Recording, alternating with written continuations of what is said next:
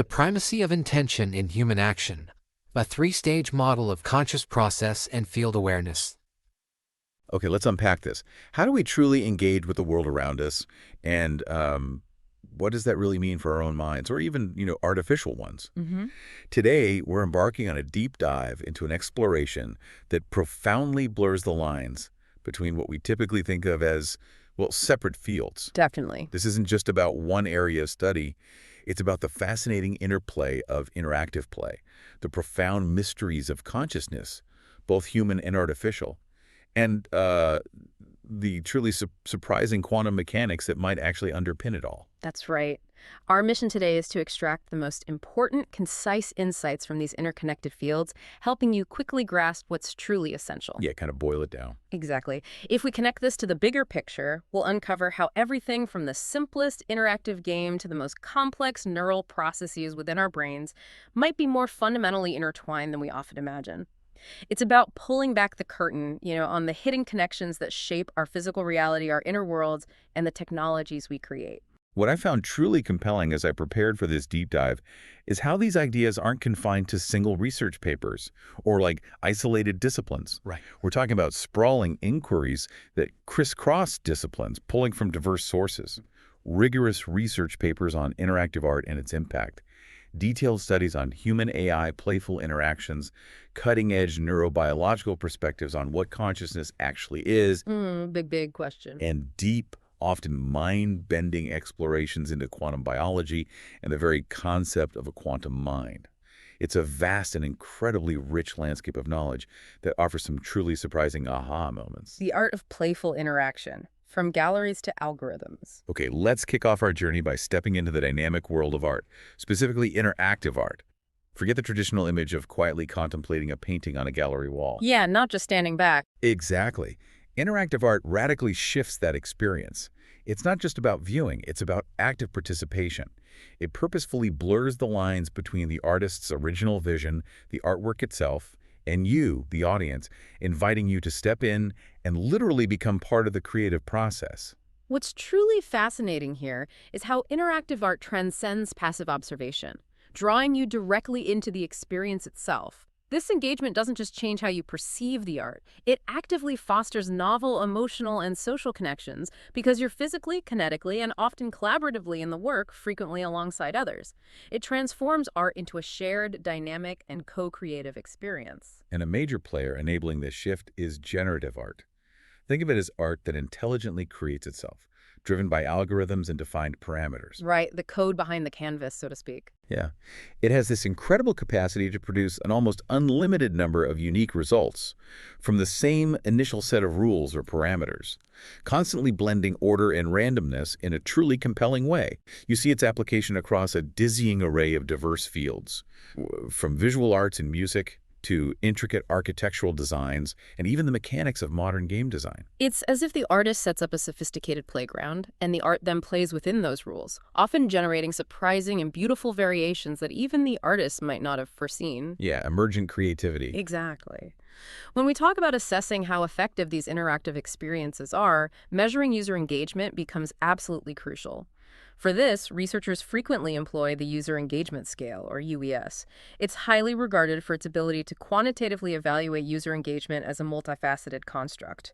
The UES distills user engagement into 4 core pillars. Its aesthetic appeal. So how good it looks or sounds. Right. Then, focused attention, how deeply it holds your concentration. Perceived usability, how intuitive and easy it is to interact with. And the sense of reward, how satisfying or gratifying the experience is. Okay, those 4 make sense. And to minimize participant fatigue, especially when needing repeated assessments, they often use a short form of the UES, which streamlines 31 original questions down to these 4 essential factors.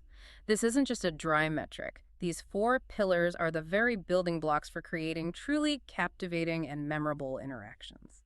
To give you a concrete example of how this is applied, one particular study cleverly utilized the classic snake game to establish a baseline for user engagement. Ah, snake. Good baseline. Totally. This was a brilliant move, as snake is so widely recognized, allowing researchers to observe how natural engagement unfolds in a familiar context.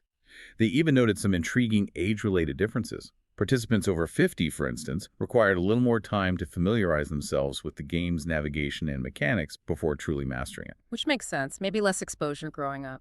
Right, whereas younger participants seem to grasp it almost instantly, reflecting perhaps different cognitive approaches to novel interaction. And those baseline scores for the classic Snake game on the UES short form really provide a vital reference point for comparison.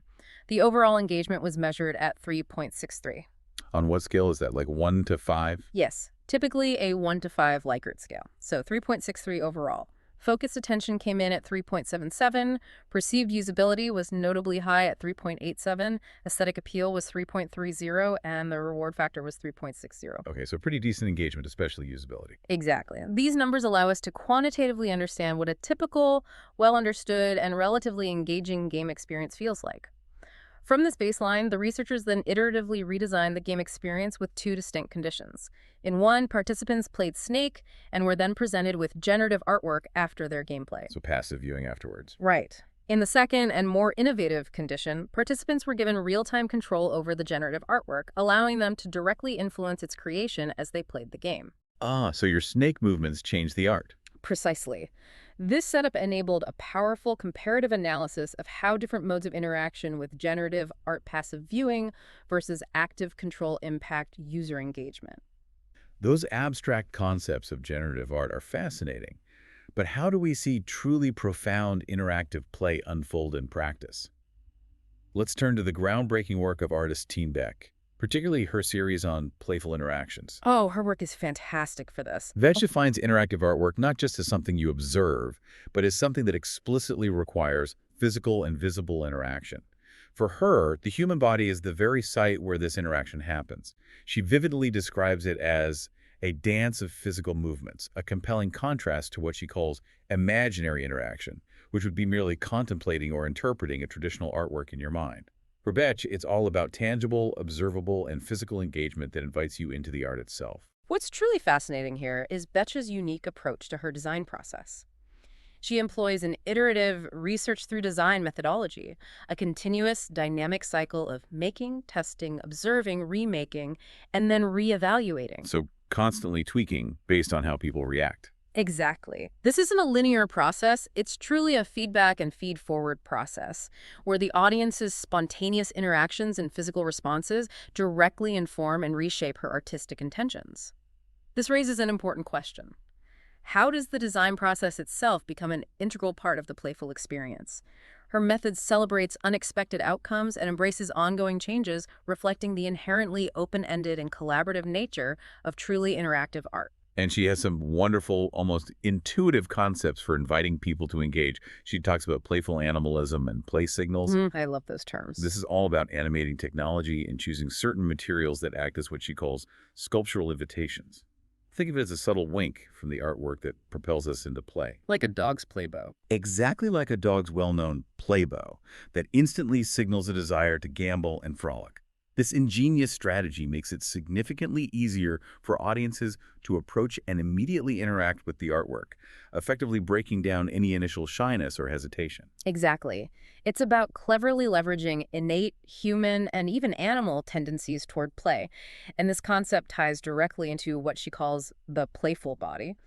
As Sheets Johnstone eloquently describes, qualitative kinetics, rhythm, and play deeply affirm our evolutionary continuities, suggesting that movement is fundamentally woven into our very capacity for play. It's primal, almost. It really is. Brown further asserts that engaging in movement play literally lights up the brain. When we participate in big, boisterous, repetitive physical play, whether as children or adults, it naturally leads to smiles, a sense of relaxation, genuine laughter, and that essential, almost primal desire to repeat the experience. It's a fundamental gateway into pure play, even when we're interacting with what we traditionally consider an artwork. Let's look at some of her specific artworks that exemplify these ideas. Echidna, from 2010, was an interactive sound sculpture. Imagine a tangled mass of thin wire, like a chaotic yet beautiful 3D line drawing, perched on a plinth with hidden electronics. Sounds intriguing. The magic happened when you approached or touched it. It subtly disturbed an electromagnetic field and emitted this distinctive, almost fussy squeaking sound, like a curious little creature responding to your presence. Beck observed fascinating reactions. people imitating each other's movements, Mm. excitedly filming their interactions, and some even being quite hard with it, almost playfully hitting it. Huh, testing its limits. Totally. She recounts one memorable instance of a woman screaming every time she touched the sculpture, which truly paints a vivid picture of the unexpected, visceral, and genuinely playful reactions her work provoked. Then there was Catch Me Now, a light-based installation that essentially transformed a space into a giant game of tag. People, especially children, would play gotcha or yell, I got it, as they managed to tag the moving spotlight. Simple but effective. Oh, yeah. Even adults found themselves getting competitive, playfully declaring, no, it's my spotlight. One particularly telling observation was a group of children excitedly squashing their bodies together inside the moving light, which was strongly reminiscent of classic, unrestrained, rough and tumble play. It powerfully elicited that immediate, physical, and competitive yet playful human response that transcends age. The Big Swim from 2011 offered an even more immersive, almost otherworldly experience. Participants entered a swimming pool filled with a thick fog and colored lights specifically, red water beneath a blue fog, a deliberate reference to Rothko's evocative paintings. Wow, that sounds intense, like swimming in a painting. Kind of. People reported feeling like they were entering another world once they submerged themselves or moved through the fog. This led to moments of solitary contemplation for some, but also spontaneous games of hide-and-seek for others. Observations included people bobbing playfully in and out of the fog, engaging in synchronized movements with others, and one memorable instance of a participant playfully imitating a sea lion. A sea lion, that's brilliant.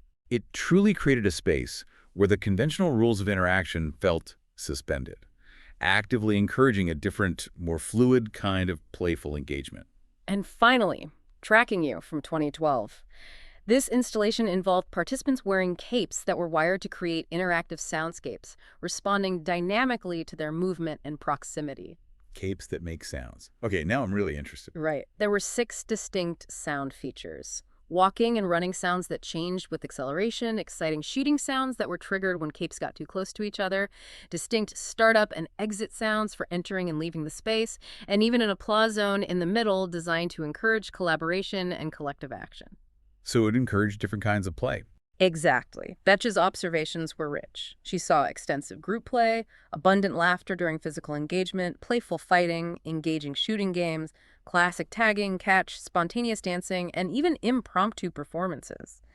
The main challenge, however, was ensuring the sounds were sufficiently readable for participants, so they intuitively understood the cause and effect between their movements and the generated audio, which is crucial for fostering truly engaging play. Right, you need to know why it made that sound. Clarity is key for interaction. So what does this all mean for how we fundamentally think about user engagement? It seems there's an incredibly powerful and undeniable connection between explicitly inviting physical interaction and creating truly memorable, deeply playful experiences. Yeah, getting the body involved is huge. Beach's body of work vividly drives home the point that the human body isn't just passively observing art. It's actively doing, it's moving. And that very act of doing and moving is precisely where the magic of profound engagement and play happens. It's a compelling reminder that sometimes the simplest, most physical interactions can unlock the deepest, most joyful engagement with both art and with each other. 1.2 Playful interactions with AI, a new frontier in human-machine relationships. Now, let's pivot our focus from the physical world of interactive art to the rapidly evolving and increasingly pervasive realm of artificial intelligence. Here's where it gets really interesting. Humans aren't just using AI as a tool for efficiency, they're actually playing with it. That's a big shift. With the exponential advancements in AI capabilities, we're seeing the emergence of entirely new forms of human-AI relationships, moving far beyond mere utility to something much more complex, dynamic, and, well, playful. That's a crucial observation. Thinking of AI as play offers a compelling new channel for technology adoption and provides a truly unique perspective for studying human-AI interaction.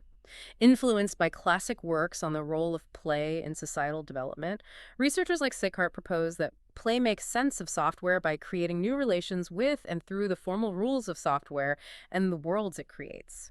So play helps us understand and integrate technology. In a way, yes. If we connect this to the bigger picture, considering AI as a playmate, even a digital one, fundamentally changes the dynamic entirely. This opens up entirely new avenues for understanding evolving concepts like trust, reliance, and even our perception of AI agency. A great illustration of this new dynamic comes from a study focused on characterizing playful requests made to virtual assistants like Alexa.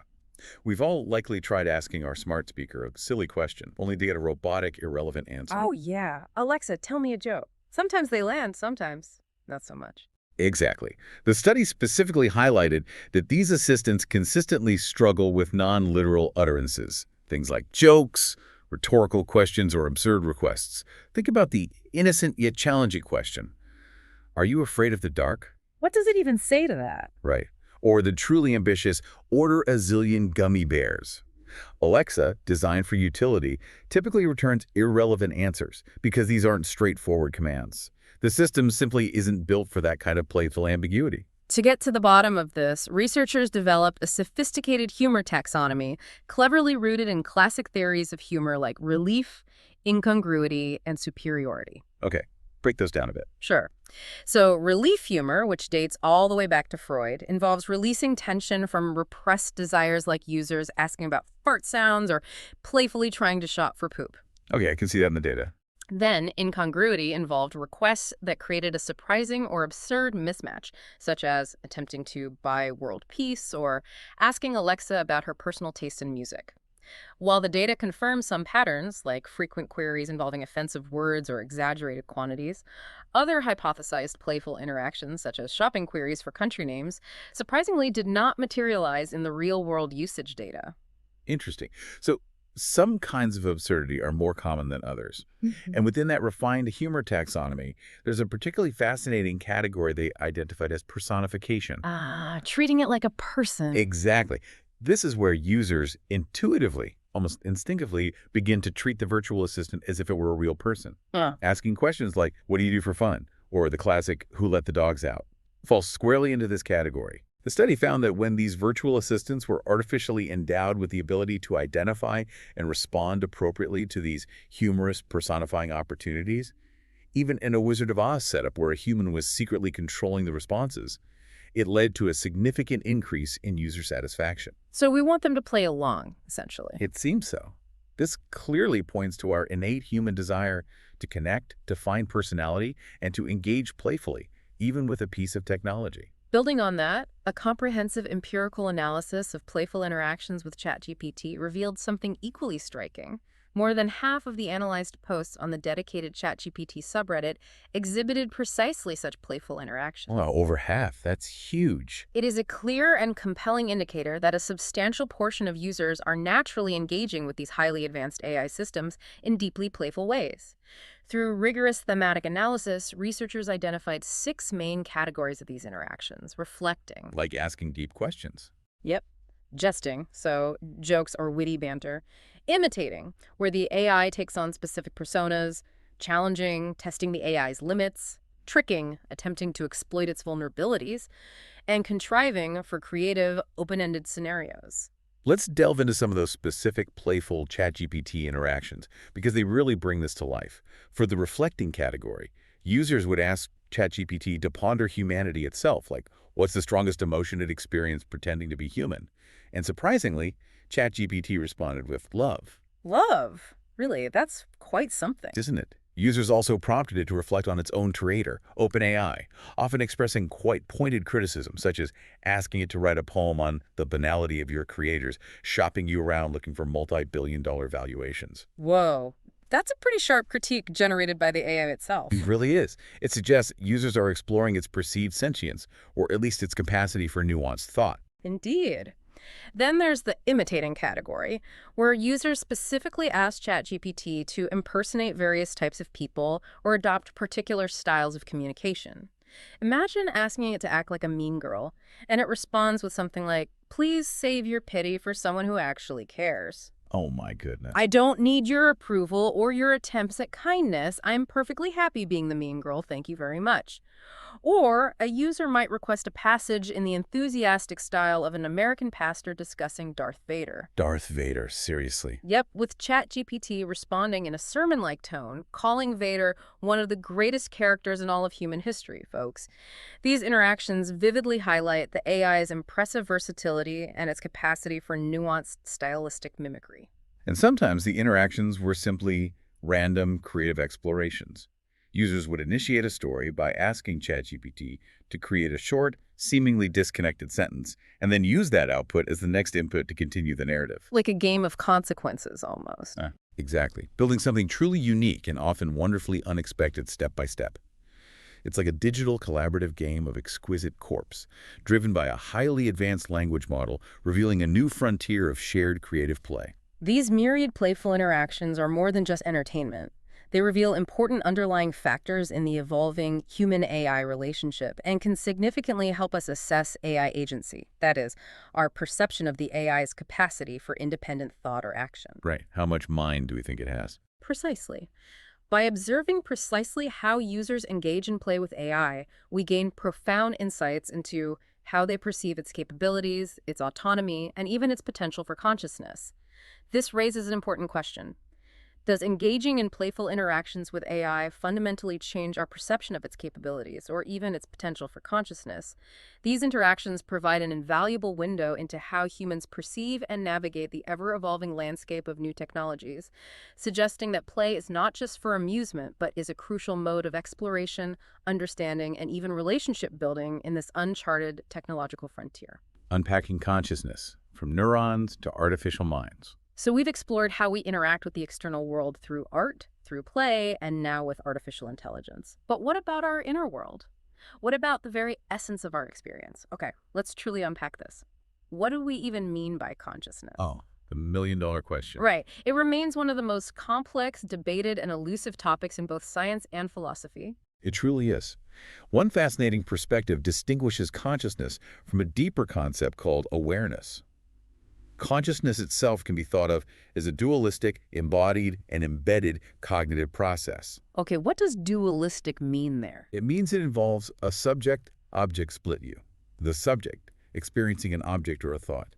It's the active, dynamic interplay of our thoughts, feelings, and perceptions as they interact with the world and our physical bodies. Awareness, on the other hand, is described as a non-dual, non-local, ever-present, and effective self-awareness. It's that underlying fundamental sense of being, capable of being aware of itself and the ongoing subject-object duality of our experiences. So awareness is like the screen and consciousness is the movie playing on it. That's a common analogy, yes. Think of awareness as our default mode state, often obscured or hidden by our constant mental preoccupation, by the incessant chatter of our thoughts.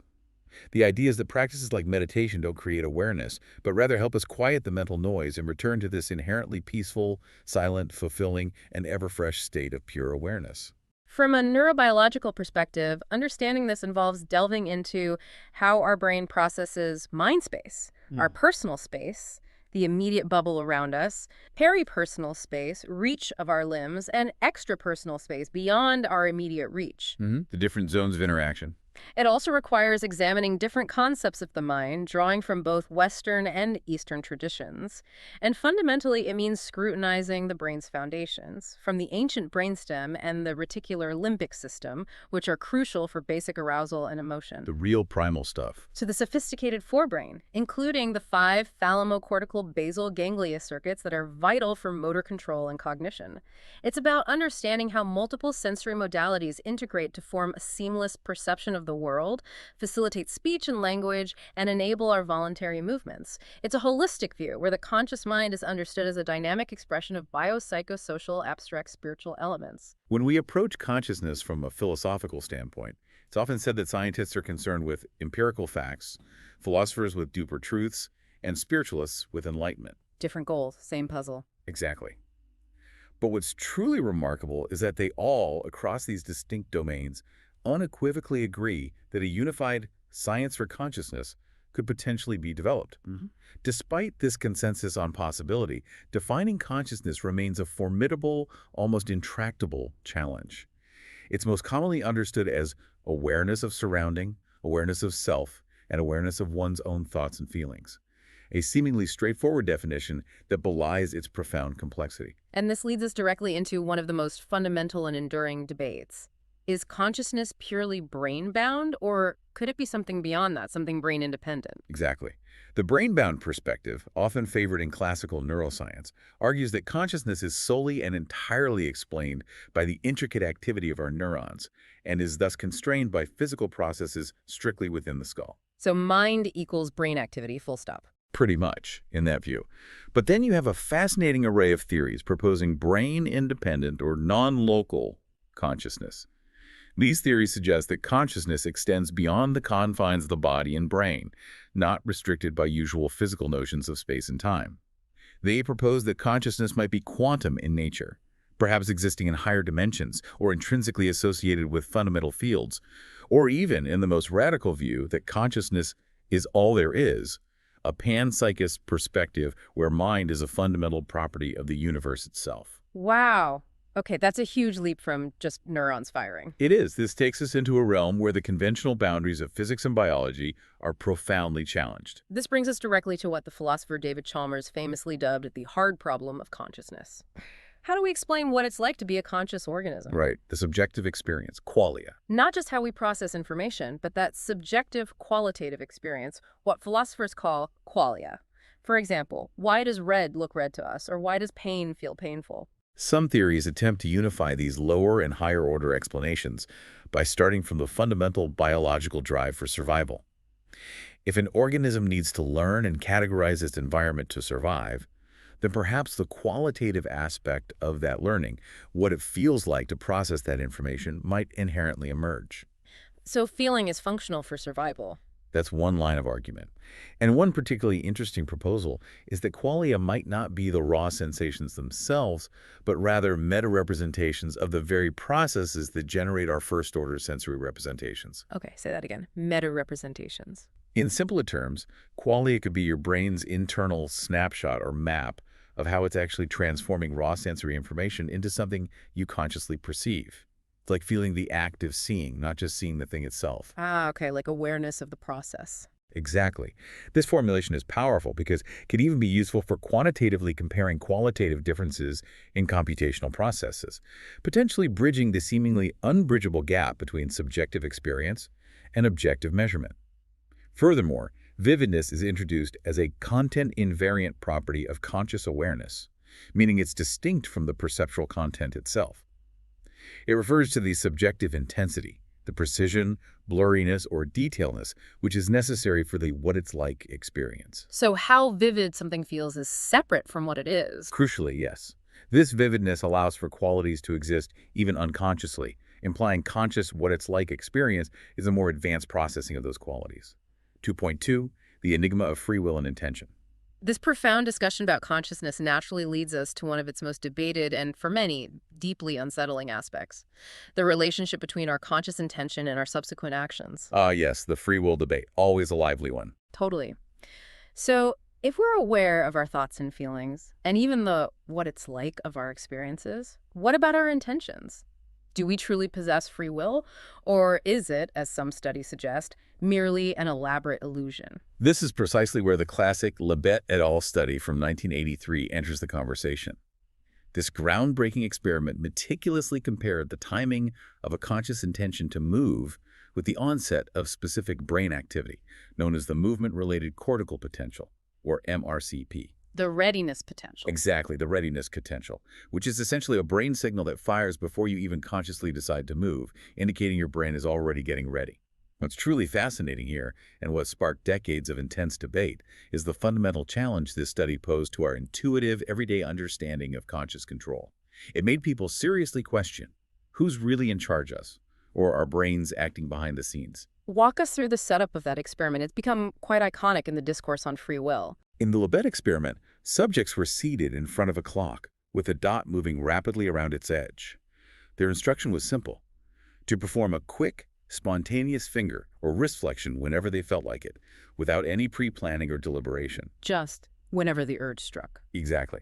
The crucial part was that immediately after they made the movement, they had to retrospectively report the exact position of the clock spot when they first experienced their urge to act, or their conscious intention to move. This reported moment was labeled as W time. The findings, to say the least, were provocative. The onset of brain activity, specifically the readiness potential, or BP, was consistently found to occur before the conscious intention, W time, to move. Sometimes this brain activity preceded conscious awareness by several hundred milliseconds. Wow, hundreds of milliseconds is a long time in brain terms. It is. This strongly suggested that the brain initiated the action unconsciously, prior to any conscious awareness on the part of the individual. And as you can imagine, this immediately sparked a firestorm of questions and challenges to our common sense understanding of free will. This raises an important question. If our brain initiates an action before we're even consciously aware of our intention to act, what does that truly mean for our sense of free decisions? Right. Does it kill free will? Does it imply that free will is an illusion, or are we perhaps just fundamentally misunderstanding what conscious intention truly is? It's a deeply complex and ongoing debate. Subsequent studies have attempted to manipulate W time or scrutinize its validity. For instance, research by Lau and colleagues demonstrated that the reported W time can be influenced by post-movement processes or variations in M time, which is a precise moment of movement onset. So what happens after you move affects when you think you decided? It seems so. They even found that transcranial magnetic stimulation, or TMS, a non-invasive technique that uses magnetic fields to temporarily stimulate or inhibit specific parts of the brain, applied over the pre-SMA, a brain region crucial for planning and initiating voluntary movements, could modulate the reported W time even after the movement had begun. This suggests that the subjective timing we report for our conscious intention is, at least in part, constructed or influenced by neural processes that occur after the action has already been initiated. So it's far from a clean, simple, linear cause and effect timeline. It sounds like our brain is engaged in a much more complex, integrated, perhaps even a feedback loop kind of process, rather than a straightforward command and control system. How fundamentally does that shift our understanding of conscious decisions? That's precisely the point. More recent accumulation-to-bound models, such as those proposed by Scherger, offer a compelling alternative explanation. These models suggest that the urge to move isn't a singular predetermined decision point, but rather the moment when background neural noise or ongoing brain activity randomly accumulates and crosses a self-movement prediction threshold. Like a wave building up and finally breaking. Kind of. This crossing then generates an advance warning signal that, in combination with other information, informs our conscious W time. This model even makes a counterintuitive prediction. The longer one waits before spontaneously deciding to move, the earlier their reported W time will be relative to the actual movement onset. Wait, longer wait means earlier reported decision. That seems backwards. It does. But this prediction has actually been strongly supported by empirical data, suggesting that our experience of free will might emerge from a continuous unfolding process within the brain rather than a discrete top-down command. And then there's the crucial distinction between simply being aware that you have an intention versus the act of consciously forming that intention in the first place, isn't there? Absolutely. Alternative methods, like Matsuhashi and Hallett's probe method, tried to tease apart these nuances. In this method, participants are instructed to veto a planned movement if a tone sounds after they think about moving, but before they actually execute it. Testing if they can stop it once the intention is there. Exactly. This allows researchers to distinguish between probe awareness, where an intention is accessible if a question or probe is presented, from the conscious reportable intention that limits W time aimed to capture. What's consistently found, even with the probe method, is that relevant brain activity still precedes this probe awareness, suggesting the brain is already preparing the action. So even that earlier awareness comes after the brain's prep work. It seems so. The ongoing debate also heavily scrutinizes the ecological validity of the Libet task itself. Is it like real-world decision-making? Right. Do we normally sit watching a clock, waiting for an urge? Probably not. Many everyday actions we perform, opening a door, turning on a light, reaching for a coffee cup, are clearly intended and feel undeniably free, yet we rarely report a specific W time for them. Some argue that what Libet measured was being conscious of having an intention, which might be fundamentally different from the conscious intention that truly underwrites our sense of free will. This could also explain why participants often found the Libet task itself awkward or difficult to perform, as it asks for a level of self-monitoring that doesn't typically occur in natural decision-making. 2.3. Attention, perception, and metacognition. Moving from the fascinating and sometimes unsettling questions around free will, let's explore a more foundational aspect of how our brain processes information, from the most basic sensory input to the intricate way we monitor our own thoughts. Okay, let's unpack this. How does our brain filter, interpret, and understand the vast, incessant stream of information coming in, and how do we monitor that incredibly complex internal process itself? Fundamentally, attention profoundly shapes and influences what we consciously perceive. For instance, Studies robustly demonstrate that both visual perception and metacognition, our crucial ability to reflect on and evaluate our own cognitive processes, are significantly affected by the scope of attention. Meaning narrow versus broad focus. Exactly. Whether we're given narrow focus cues or broad diffuse cues, they're also influenced by cue timing, whether a cue is presented before, during, or after a stimulus in tasks like natural scene change detection. Consistently, higher detection sensitivity and improved metacognition are found when attention is narrowly focused, allowing for precise processing, and when cues are presented beforehand, allowing for preemptive preparation. So paying close attention ahead of time helps us see better and know how well we're seeing.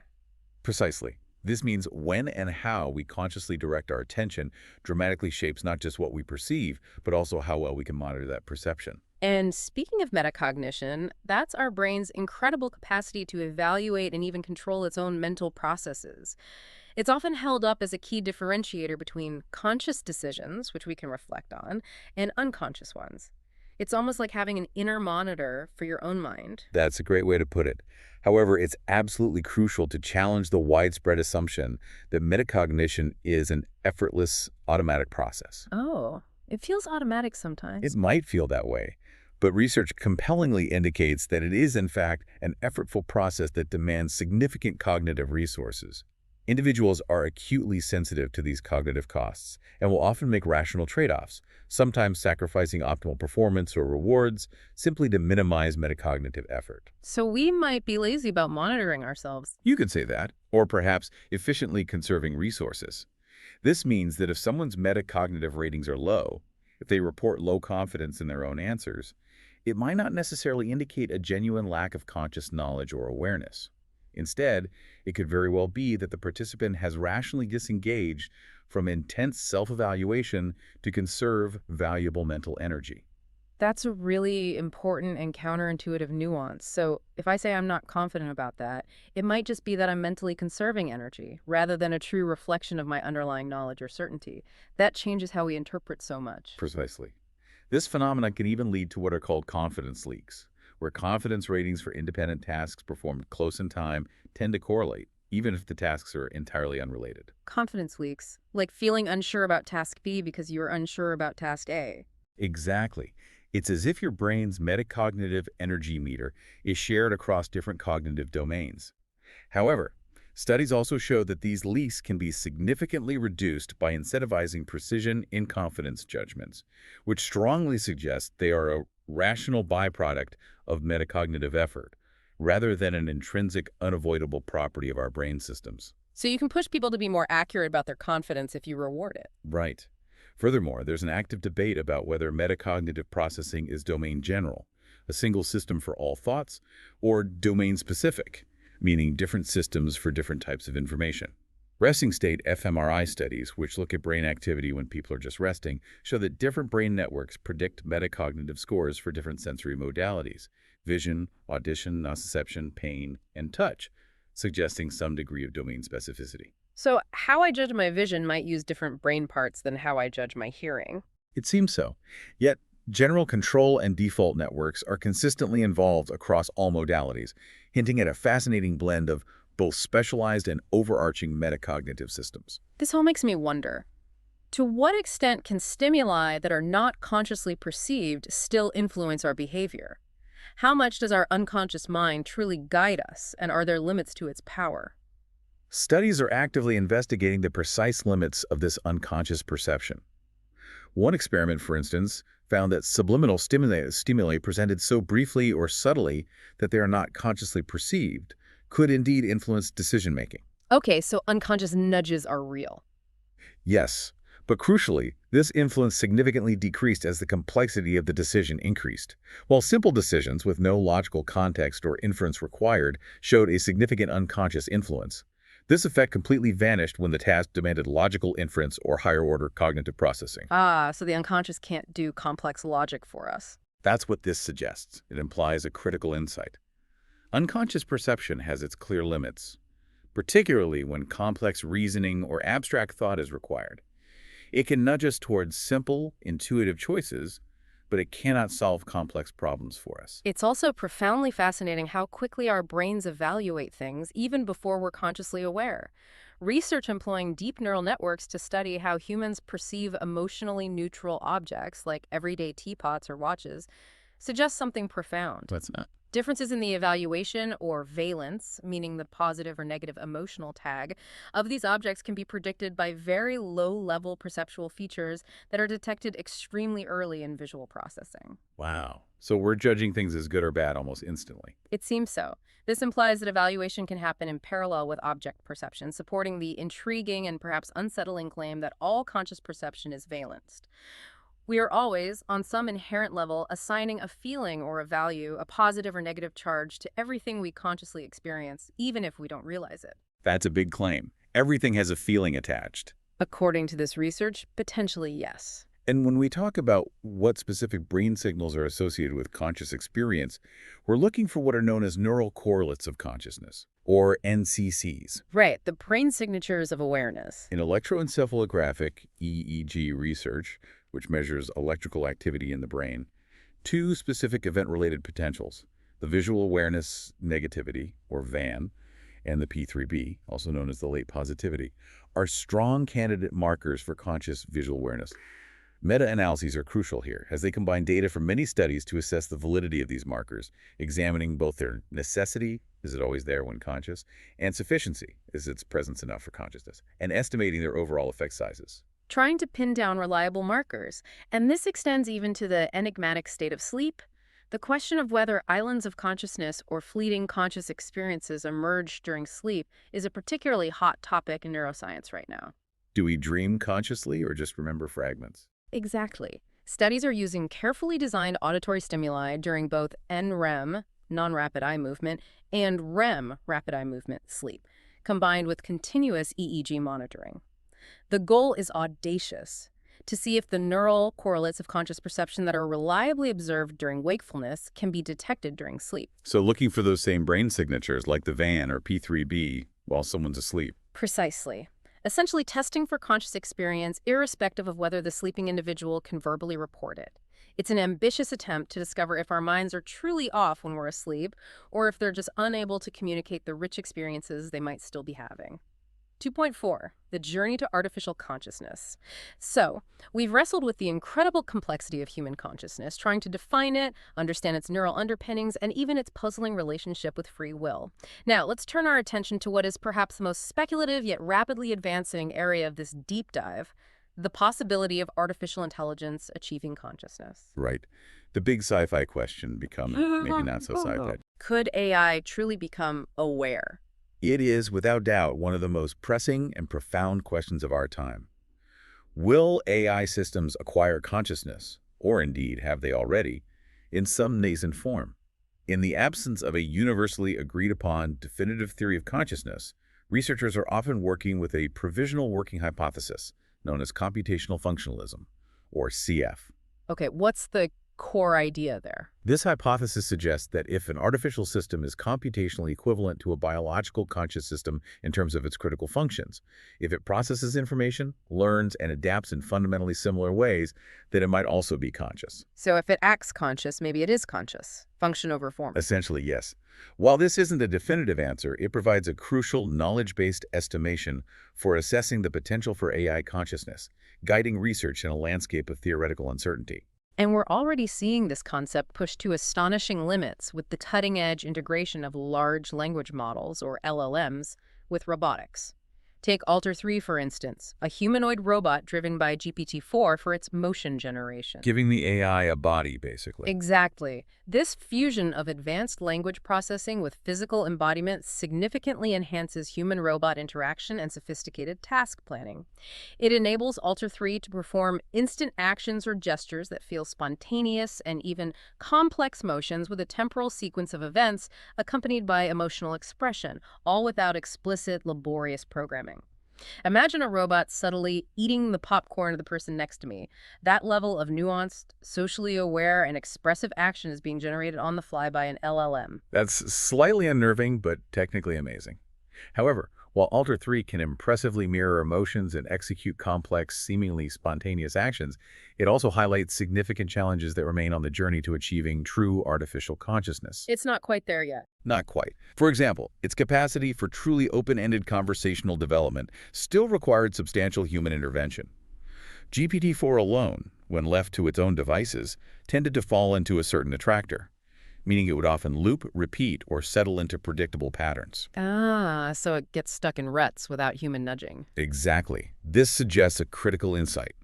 Surpassing the appearance of consciousness requires not just GPT-4 in isolation, but the crucial inclusion of external dynamics, genuine uncertainty, and diverse information sources beyond its pre-trained data. The inherent, crucial open-endedness and continuous novelty essential to life and consciousness have not yet been fully achieved in LLMs by themselves. This entire discussion naturally brings up serious ethical concerns. With the rapidly increasing ubiquity of AI, the potential for artificial consciousness, or even the perception of it, raises profound moral dilemmas. Absolutely. We're already grappling with the ethics of AI as it is, let alone if it were to gain true consciousness. The literature distinguishes between strong AC, which would possess true phenomenal experience, at what it's like of consciousness, and weak AC, which is purely functional without actual sentience.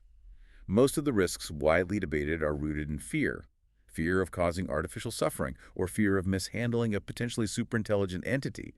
However, it's important to consider that the case for opportunities is far more compelling. Opportunities? How so? Well, firstly, it's worth noting that many current AC research efforts aren't even trying to build systems with algedonic or pain-pleasure states. They're focused on cognitive and perceptual consciousness.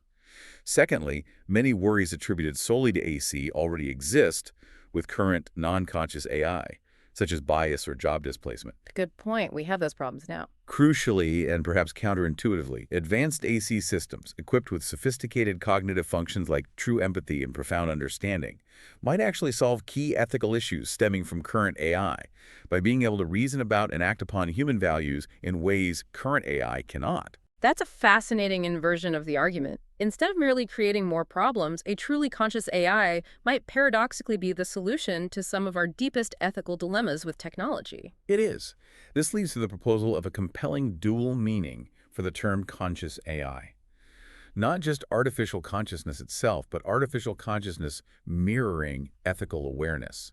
So conscious AI as in ethically conscious AI. Exactly. The ultimate goal here is a harmonious alignment of advanced cognitive technologies with human values, envisioning a future where AI not only thinks, but also understands and even cares, effectively amplifying our humanity rather than diminishing it. It's an incredibly ambitious, yet vital, ethical framework for guiding the future development of AI. The quantum realms, from biology to mind. We've journeyed from interactive art that invites physical play, to AI that can engage in surprising conversations, and then deep into the complex nature of human and artificial consciousness. Now, let's venture into what might be the most cutting-edge and often mind-boggling area of this deep dive, quantum biology. Buckle up. This is where things get really weird and wonderful. Right. Here's where it gets really interesting.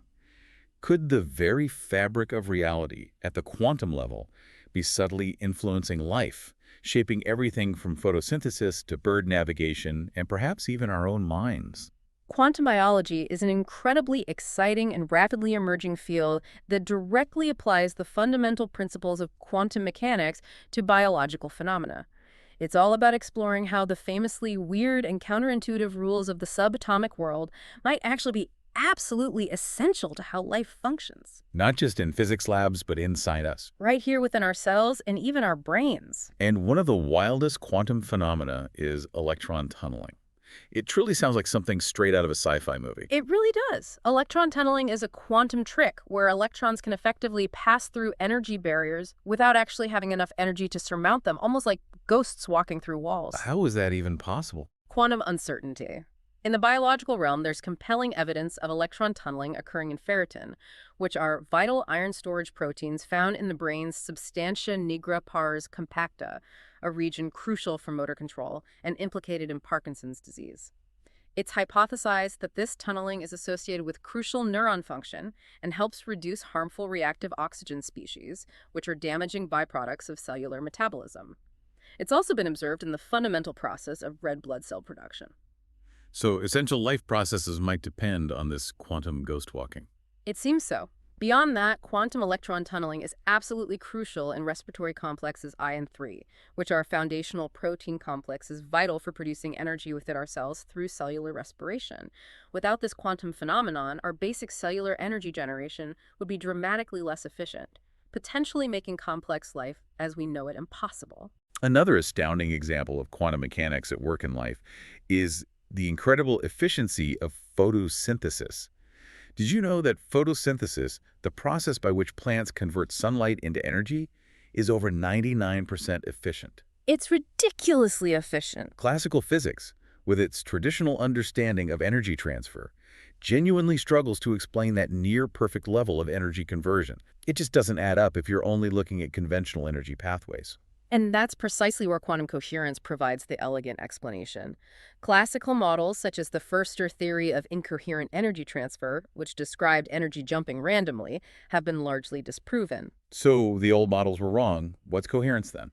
Instead, quantum coherence, where excitons, these tiny packets of light energy, become coherently delocalized over several chromophores, light-absorbing molecules, is the key. Imagine it like this. Instead of the energy having to test each possible path one by one, quantum coherence allows the system to simultaneously explore several energy paths and use constructive and destructive interference. So it tries all paths at once, thanks to quantum weirdness. Exactly. It's as if the energy can feel out the most efficient path instantly, thanks to quantum superposition, navigating a complex energy landscape with unparalleled precision and near-perfect efficiency.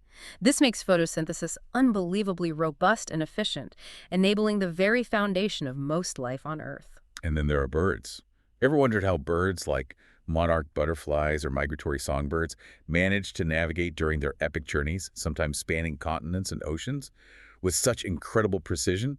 It might just be a quantum trick. Indeed. It's explained by what's known as the radical pair mechanism, a fascinating quantum phenomenon. Birds detect Earth's subtle magnetic field using specialized light-sensitive proteins called cryptochromes located in their eyes. So they see the magnetic field. In a quantum way, yes. When light strikes these cryptochromes, it triggers a chemical reaction that creates pairs of molecules with unpaired electrons. These are called radical pairs. The Earth's magnetic field, though weak, subtly influences the spin states of these electron pairs. Spin states. Yeah. Like the electron's quantum property. Exactly. And that spin state influence, in turn, profoundly affects the rate and outcome of subsequent chemical reactions within the cryptochromes. This intricate quantum dance provides the precise directional information the birds need for navigation. Crucially, this essential step occurs in the dark, and magnetic sensitivity has been specifically identified and studied in cryptochrome 4, a protein found in migratory songbirds, offering strong empirical support for this stunning quantum navigation hypothesis. Wow. A quantum compass built into their eyes? That's amazing. 3.2 Frillick condensation. Order from information in biological and social systems. That's absolutely amazing. From tiny electrons tunneling in our cells to birds navigating by quantum compasses, it highlights how fundamental quantum effects can be. Now let's introduce a powerful theoretical concept that incredibly applies across vast scales, from the smallest cells to entire human societies.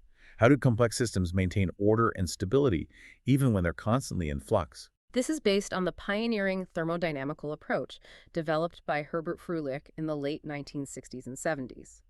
What's truly revolutionary about his work is how he adapted it to understand not just physical systems, but also incredibly complex non-physical systems by extracting and focusing solely on the pure information component. Information is the key driver of order. That's the idea. He describes what he calls a complex eye system S. Think of it as any complex system, like a cell or a society composed of individual units, which he labels as SK, and a vast information reservoir R.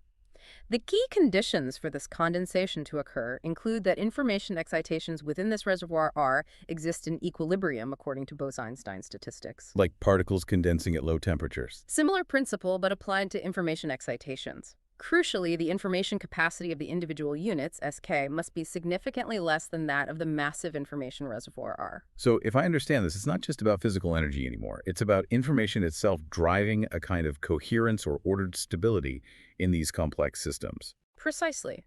The central idea of this Froelich-like information condensate is that far from equilibrium order stability can be achieved through what he termed the invention of the notion of information energy. Information energy. Yes. This means that information isn't just data. It behaves like an energy, capable of driving order.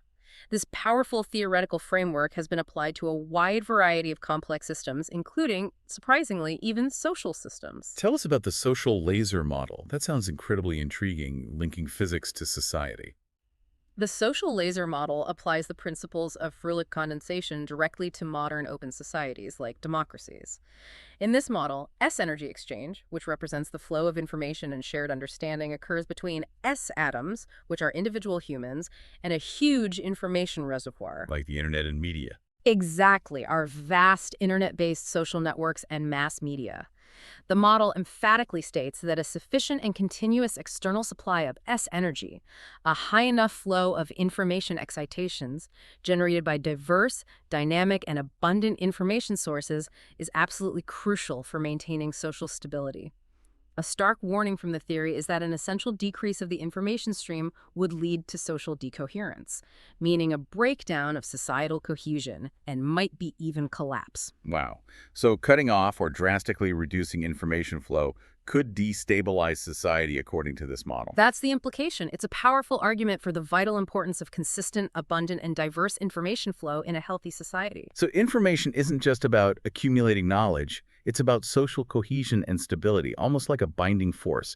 And it also plays a role in energy redistribution within a society. Yes, exactly. Much like in biosystems, in social systems, Froelich-like condensation helps redistribute S-energy, which again represents information and social engagement. The model suggests that highly energetic members of society redistribute their energy to weakly energetic ones, preventing the latter from falling into a state of social equilibrium or disengagement, thereby maintaining the dynamic, sustainable state characteristic of modern open societies. Like active citizens keeping others engaged. That's one way to think about it. You can observe a powerful analogy in animal collective behavior too, like a wolf pack. A wolf's Froelich condensate, meaning the pack's coherent, unified behavior, exists only in an informationally rich environment where the pack is exposed to an intensive supply of novel behavioral excitations, such as new hunting strategies or territory information. The pack's unified, coherent collective behavior is sustained by this constant exchange of behavioral energy with its information environment, much like a thriving society needs a continuous flow of information to remain cohesive. 3.3 Quantum Mind Theories. Consciousness at the edge of physics. We've explored some truly mind-bending concepts. From quantum tunneling and coherence shaping life at its most fundamental level, to information organizing complex systems. Now let's conclude our deep dive by venturing into the most speculative yet profoundly interesting intersection. The idea that quantum mechanics might play a direct, perhaps even essential role in consciousness itself. Okay, deep breath. The quantum mind. So what does this all mean? Can quantum physics genuinely offer an explanation for the enduring mystery of consciousness? The original philosophical motivation for relating quantum theory to consciousness, stemming from the early 20th century, was quite compelling. Quantum randomness, and its inherent unpredictability, seemed to offer tantalizing possibilities for free will in a universe that otherwise appeared deterministic under classical physics. Finding a loophole for free will in quantum fuzziness. Kind of. However, it's also true that pure randomness presents its own problems for goal-directed volition. If everything is random, how do we make choices with purpose? This raises an important question. If our brains, and thus our minds, are operating at a quantum level, what does that fundamentally mean for how we perceive reality, how we make decisions, and even our very sense of self? And this idea has some surprisingly early historical roots within physics and neuroscience, doesn't it? It absolutely does. As early as 1967, physicists Ricciardi and Umezawa proposed a sophisticated theory involving quanta of long-range coherent waves operating within and between brain cells. They even suggested a possible mechanism for memory storage and retrieval in terms of hypothetical subatomic particles known as Nambu-Goldstone bosons, which are associated with breaking fundamental symmetries. Wow, that's heavy physics for memory. It is. Later, Jibu and Yasu popularized and expanded upon these results, branding their theory quantum brain dynamics, or QBD. This was a bold attempt to explain complex brain function and, by extension, consciousness itself, directly within the sophisticated framework of quantum field theory. But it's not just about theoretical physics attempting to explain brain function.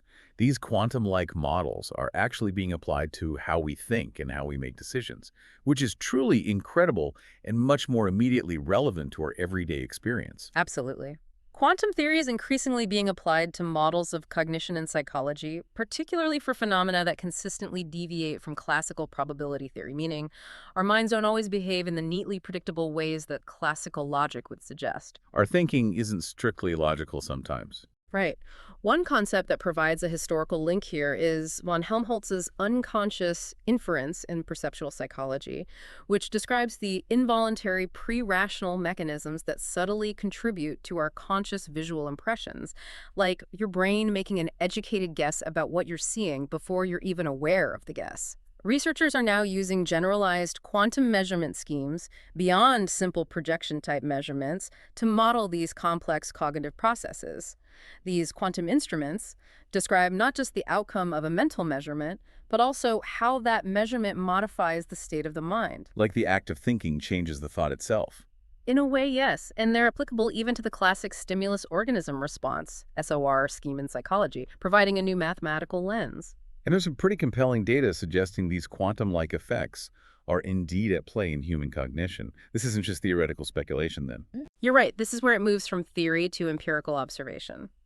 A key finding, and one that's truly mind-bending, is that data from experiments on bistable perception. For example, looking at the classic Schroeder stare where an image can be perceived in two different ways, spontaneously flipping back and forth, actually violates a fundamental rule of classical probability theory. Which rule is that? A rule specifically known as a Bell-type inequality, or more precisely in this context, the Garg-Leggett inequality. This isn't just a quirky observation, it's profoundly significant. Why is violating that inequality so important?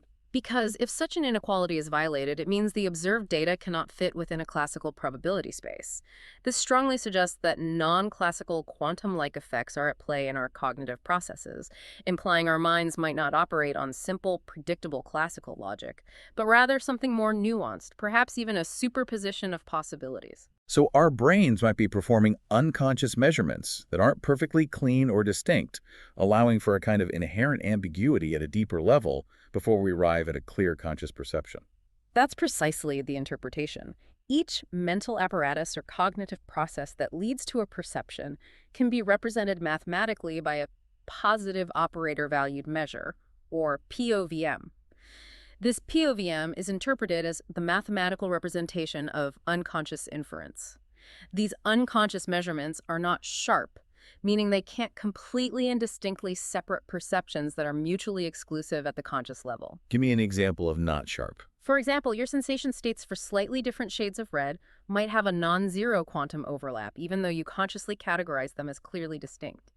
It's as if the underlying quantum nature of thought allows for a kind of fuzziness or superposition of possibilities, a richer, more interconnected state before a clear, single conscious perception emerges into your awareness.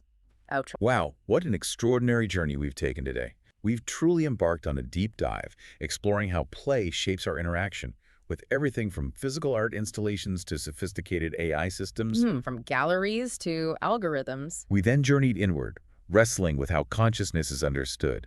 From the intricate dance of neurons in our brains to the burgeoning possibilities of artificial minds.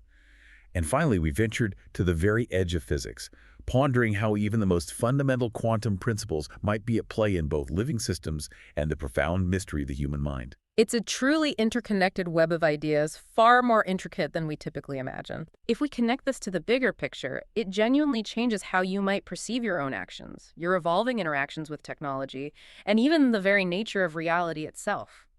Understanding these deeply interconnected ideas offers you a richer, more nuanced view of being well-informed. It encourages us all to look for the hidden links and surprising correlations between seemingly disparate fields, from the microscopic quantum realm to the vast, complex expanse of human experience and beyond. So consider this. If our incredible capacity for conscious experience and even our profound sense of free will is intimately tied to processes as complex and mysterious as quantum coherence, the flow of information energy, and the nuanced, often unconscious measurements happening within our own brains, what new possibilities emerge for how we understand ourselves? Big questions to ponder. And what new responsibilities and opportunities arise for shaping our minds, and crucially, for shaping the incredibly advanced technologies we are creating. What stands out to you from today's deep dive, and how might it change your everyday interactions, your thinking about yourself, and the world around you?